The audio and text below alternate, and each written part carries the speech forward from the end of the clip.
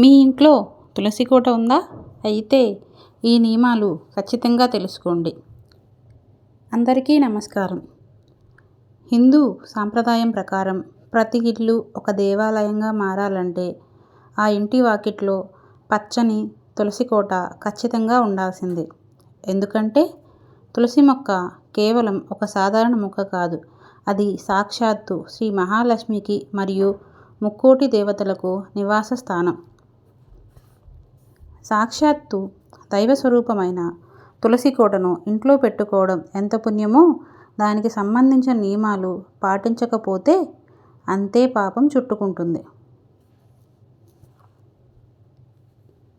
దురదృష్టవశాత్తు చాలామందికి తెలియక చేసే చిన్న చిన్న తప్పుల వల్లే ఇంటికి దరిద్రం, కష్టాలు వస్తుంటాయి.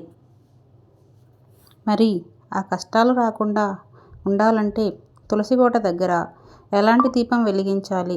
ఒకవేళ తులసి మొక్క ఎండిపోతే ఏం చేయాలి? అసలు ఆకులు ఏ రోజుల్లో తుంచకూడదు? అలాగే తులసమ్మను అడిగి మన కోరికలు ఎలా నెరవేర్చుకోవాలి? ఇలాంటి ముఖ్యమైన ఎన్నో విషయాలను ఇప్పుడు మనం ఈ వీడియోలో వివరంగా తెలుసుకుందాం. మొదటిగా తులసి కోట దగ్గర చేయవలసిన దీపారాధన నియమాల గురించి తెలుసుకుందాం.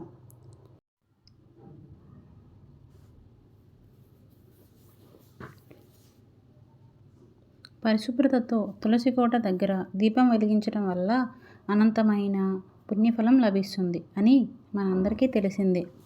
ఉదయం 5 నుండి 6 గంటల మధ్యలో దీపం పెట్టడం ఎంతో మంచిది. సాయంత్రం 6 గంటల తర్వాత సంధ్యా సమయంలో దీపం వెలిగిస్తే అంతకు రెట్టింపు పుణ్యఫలం దక్కుతుంది.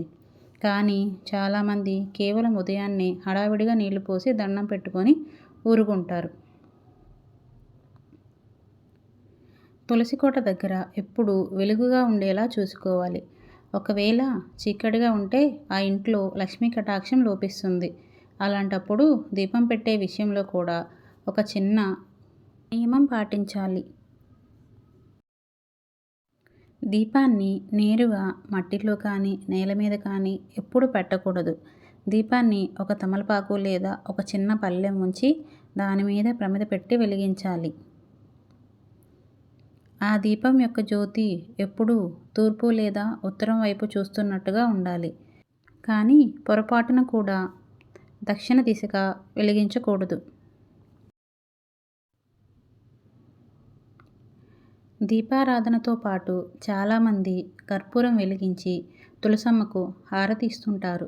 అయితే ఆ కర్పూరం వేడికి పవిత్రమైన తులసి ఆకులు మాడిపోయే ప్రమాదం ఉంది. కాబట్టి కర్పూరానికి బదులుగా కేవలం నువ్వుల నూనె లేదా ఆవు నెయ్యితో దీపం వెలిగించి అగరబత్తులతో ధూపం వేస్తే సరిపోతుంది.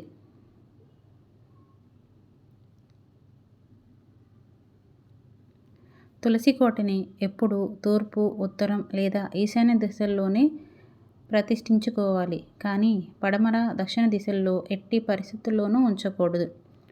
తులసి కోట చుట్టూ ఎప్పుడూ శుభ్రంగా ఉంచుకోవాలి. పరిశుభ్రత అనేది భక్తిలో ఒక ముఖ్యమైన భాగం. చెప్పులు విడవడం లేదా చెత్త డబ్బాలో ఉంచడం, చీపుర్లు పెట్టడం లాంటివి చేస్తే ఆ ఇంటి నుండి లక్ష్మీదేవి వెంటనే వెళ్ళిపోతుంది.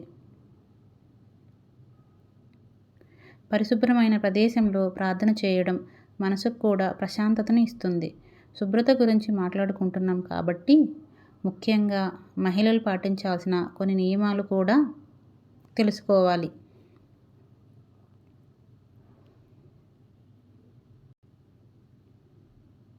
తులసమ్మకు పూజ చేసేటప్పుడు జుట్టు విరబోసుకొని పూజ చేయకూడదు. ముత్తైదువుల్లో చీర కొంగు కప్పుకొని పూజ చేస్తే దీర్ఘ సుమంగళి యోగం సిద్ధిస్తుంది. నెలసరి సమయంలో 5 రోజుల పాటు తులసి మొక్కను తాకడం, నీళ్లు పోయడం లేదా కనీసం ఆ గాలి తగిలేలా దగ్గరికి వెళ్ళడం కూడా మహాపాపంగా పరిగణించబడుతుంది.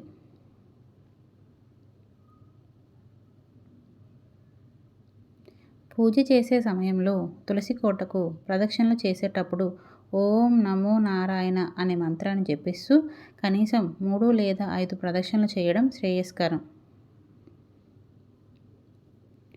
తులసి ఆకులను ఆదివారం, మంగళవారం మరియు శుక్రవారం రోజుల్లో అసలు తుంచకూడదు.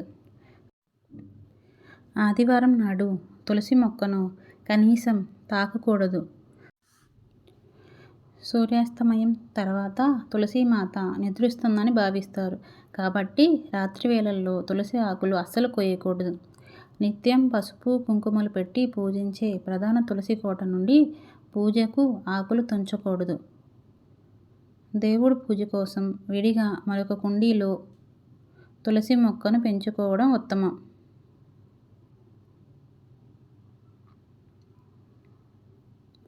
పూజ చేసేటప్పుడు తులసమ్మకు భక్తితో పసుపు కుంకుమలు పెట్టాలి. కానీ మరీ ఎక్కువగా ఆకుల మీద మొదలు వేయకూడదు. ఒకవేళ అలా చేస్తే మొక్క త్వరగా వాడిపోతుంది. మొక్క ఆరోగ్యంగా ఉండాలంటే దానికి ఉండే విత్తనాల భారాన్ని తగ్గించాలి.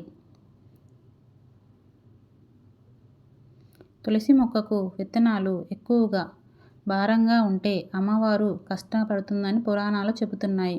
కాబట్టి ఆ విత్తనాలు కత్తిరించి ఒక శుక్రవారం నాడు మీ పూజ గదిలోని లక్ష్మీదేవి పటం ముందు ఉంచి పూజిస్తే ఇంట్లో ధనవర్షం కురుస్తుంది.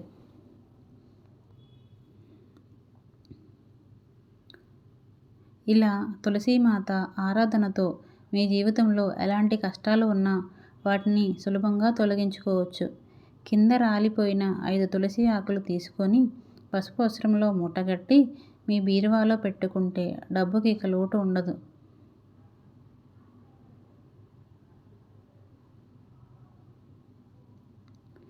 మీ ఇంట్లో ఉన్న తులసి మొక్క పచ్చగా చిగురిస్తుంటే త్వరలోనే మీకు అఖండ ధనలాభం కలుగుతుంది. ఉద్యోగం కోసం ప్రయత్నించేవారు ప్రతి శనివారం నీటిలో కొద్దిగా పచ్చిపాలు కలిపి తులసి మొక్క మొదట్లో పోస్తే అద్భుతమైన ఫలితాలు ఉంటాయి. తులసి కోట ముందు బియ్యం పిండి దీపం వెలిగిస్తే కష్టాలన్నీ తీరిపోతాయి. అంతేకాకుండా మీరు ఎంతటి కష్టమైన కోరిక ఉన్నా సరే ఒక శుక్రవారం నాడు తెల్లటి దారానికి పసుపు రాసి ఆ పసుపు దారాన్ని మీ మనసులోని కోరిక చెప్పుకుంటూ తులసి కొమ్మకు కట్టండి.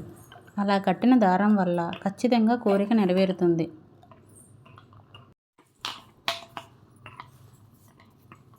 దంపతుల మధ్య గొడవలు తగ్గాలంటే శుక్రవారం నాడు తులసి కోట ముందు బియ్యం పిండితో ముగ్గు వేసి దానిపైన నెయ్యి దీపం వెలిగించాలి. ముగ్గు వేయడానికి చాక్పీస్ వాడకూడదని గుర్తుపెట్టుకోండి. ఇలా చేయడం వల్ల ఇల్లంతా ప్రశాంతంగా మారుతుంది. పిల్లలు చదువులో ముందు ఉండాలంటే ప్రతి బుధవారం మీ పిల్లల చేత తులసి కోటకు ప్రదక్షిణలు చేయించి కింద రాలిన తులసి ఆకులను వాళ్ళ పుస్తకాల మధ్యలో పెడితే జ్ఞాపక శక్తి పెరుగుతుంది.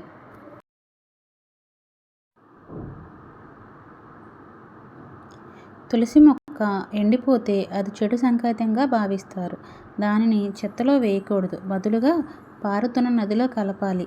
ఒకవేళ వాస్తు దోషం ఉన్న ఇంట్లో నల్ల తులసిని పెంచితే ఆ నెగిటివ్ ఎనర్జీ మొత్తం ఆ మొక్కే పీల్చేసుకుంటుంది.